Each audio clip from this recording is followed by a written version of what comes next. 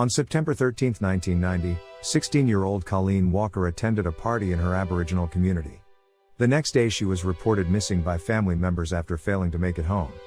Although items of clothing were found that belonged to Colleen, her body was never found.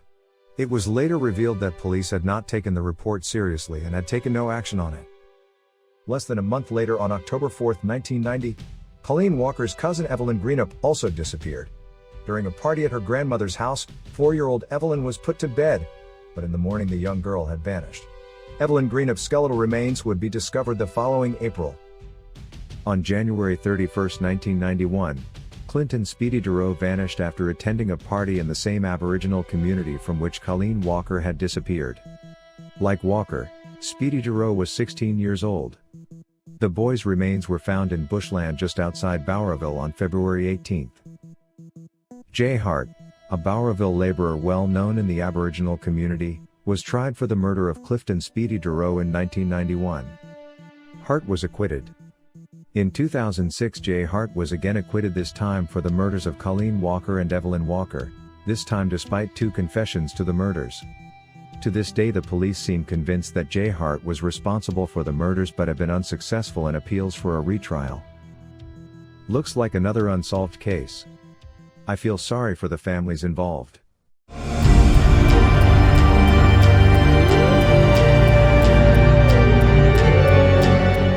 On January 10, 1977, Suzanne Armstrong, 27, and Susan Bartlett, 28, were brutally stabbed to death in their home. It would be 3 more days when, on January 13, a neighbor would enter 147 Easy Street and find the bloody crime scene. Susan Bartlett lay face down in the hallway. The walls and floor covered in blood. She had suffered over 50 stab wounds.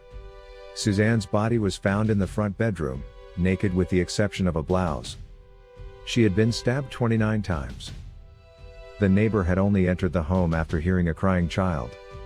The child in question was Suzanne's 16-month-old baby boy Gregory. The child was dehydrated and starving after 3 days alone but had managed to survive the horrific event.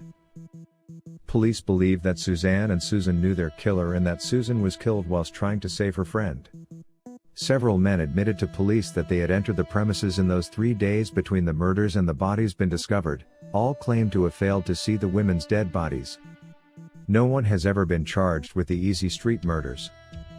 I thought Australia was a safe place. Looks like there are crazies all over the world.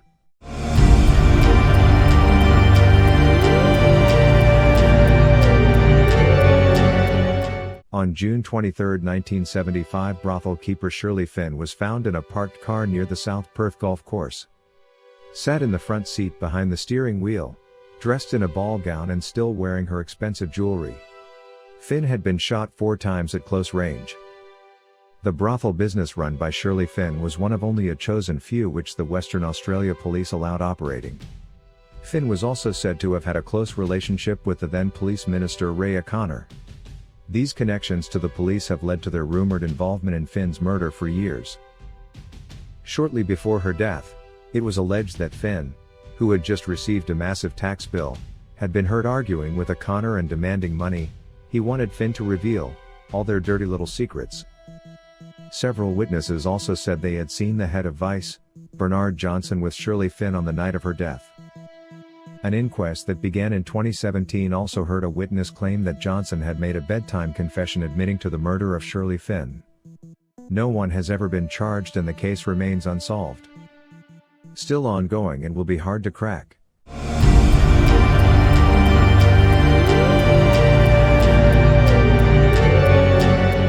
On December 26, 1898, sisters Nora and Ellen Murphy were making their way home along with their older brother Michael on a sulky. They were returning from a country dance in Gatton which had been cancelled. Unfortunately, the trio never made it as far as their parents' farm. After failing to return home, William McNeil, their brother-in-law, set off to look for Michael, Nora and Ellen the following day. Roughly 2 miles from Gatton at Moran's paddock, William McNeil would make a grim discovery. All 3 Murphy siblings were dead. Michael and Ellen's skulls had been crushed. It was later found that Michael had also been shot in the head. The sisters Nora and Ellen had both been raped. The horse which had been pulling the sulky had also been shot in the head. It was a horrific crime that sent shockwaves throughout Australia. Over the years, many theories and much speculation have surrounded one of Australia's most well-known unsolved historic murders. The Gatton murders, however, remain very much unsolved. With no suspects still alive, this will remain in the chiller.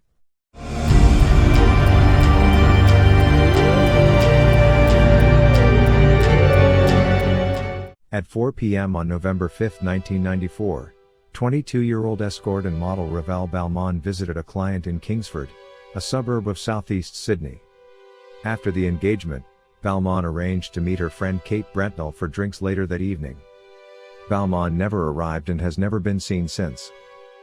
The next day, a search of the area in which she had last been seen saw a number of items belonging to Balmain dispersed around the streets. Her diary, credit cards, bag and house keys were all located.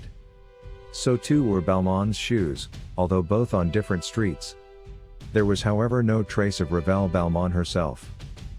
Despite continued investigation and a reward for information of $250,000, Ravel Balmain's body has never been found. Gavin Owen Sammer, the client whom she had visited the afternoon of her disappearance, is the prime suspect, but he has never been charged and denies any involvement in the disappearance and probable murder of Ravel Balmain. Another creep that escapes the justice system.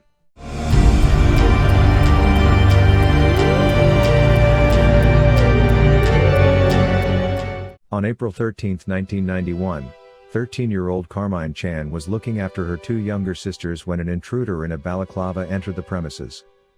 The two young girls were forced into a closet. Carmine Chan was taken by the intruder. The perpetrator spray painted the messages "Payback, more to come, an Asian drug deal," before leaving the scene. Police believed that the spray paint was a red herring and was not the real reason behind the abduction, so they focused on other aspects of the case. One of these was to look for a link to several other recent abductions committed by a serial abductor known as Mr. Cruel. Mr. Cruel had abducted and raped at least two other victims. Police were hopeful that Carmine Chan would be released alive like his previous victims. Tragically, it wasn't to be. On April 9, 1992, almost a year to the day since her abduction, the remains of Carmine Chan were found in a landfill at Edgars Creek, Thomastown. Carmine had been shot 3 times in the back of the head. Opinion on whether the murder was the work of Mr. Cruel, who was never identified, remains torn. The person responsible for the horrific act remains unknown. Mr. Cruel, you are a downright loser, whoever you are.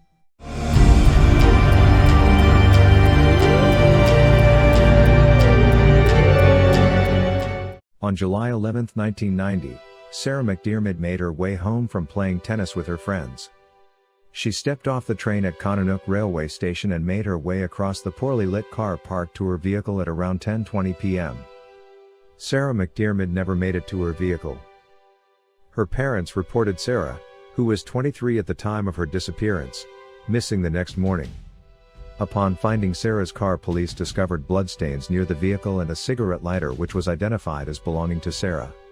They also found drag marks which led to the nearby bushes. There was however no sign of Sarah McDiarmid herself. Witnesses reported that on the night Sarah vanished they had heard a female screaming, "Give me back my keys," but no one investigated the woman's screams. After 3 weeks of searching, there was no sign of Sarah McDiarmid. 2 known Australian serial killers have been suspects in the disappearance of Sarah McDiarmid.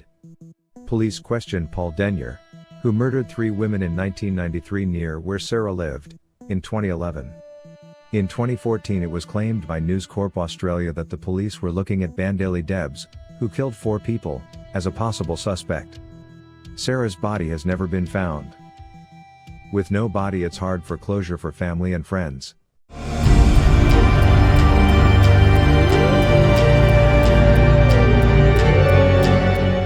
On March 20, 1978, 12-year-old girl Denise Mcgregor was walking home with her sister when she suddenly decided she wanted to buy some chocolate and a drink.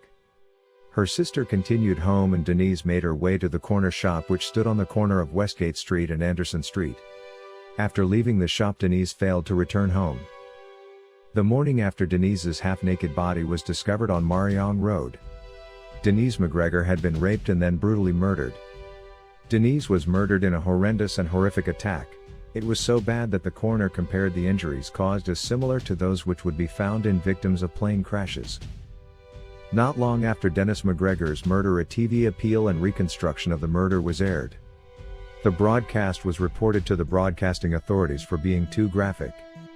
Paul Delanus, the investigator on the case, was unrepentant, and he pointed out how the reenactment was actually toned down for TV compared to the actual attack that killed Denise Mcgregor.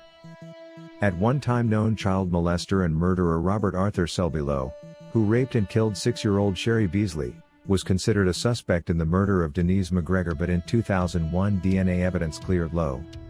The murder of Denise McGregor remains an unsolved Australian murder. Another pathetic creep escapes.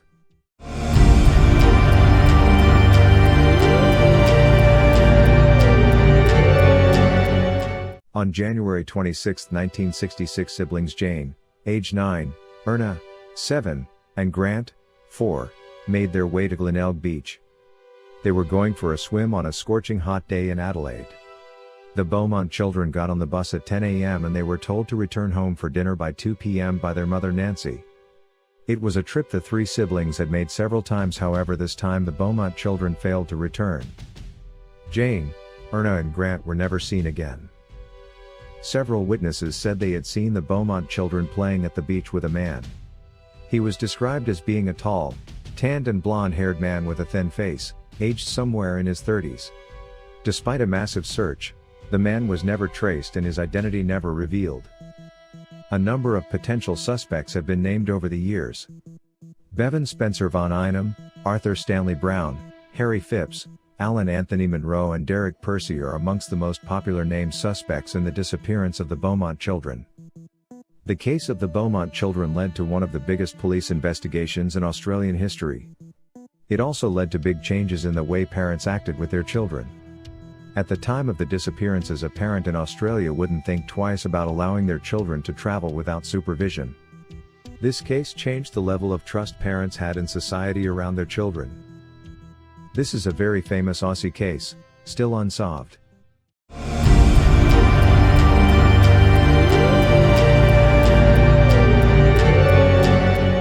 On 11th of January, 1965, Marianne Schmidt and Christine Sharik, both 15, went to Wanda Beach near Cronulla, Sydney along with Schmidt's 4 younger siblings.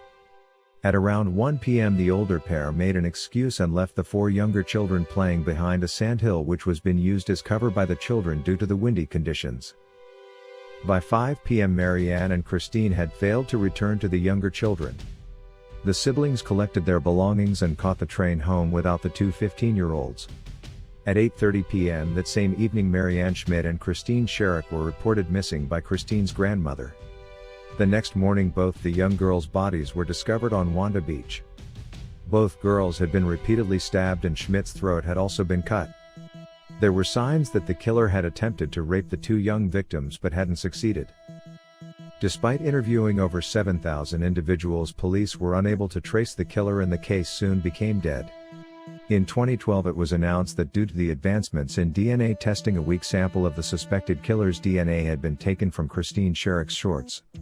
Unfortunately, in 2014 it was revealed that another piece of DNA evidence, a semen sample taken from the crime scene, had been lost. Derek Percy, also a suspect in the Beaumont children case, was named as a possible suspect in 1998. Christopher Wilder, who killed at least 8 people in the United States, has also become a suspect more recently. Wilder was originally from Australia and had not emigrated until 1969. The Wanda Beach murders remain one of the most infamous unsolved murders in Australia. That's a wrap from me. I hope you found this video interesting.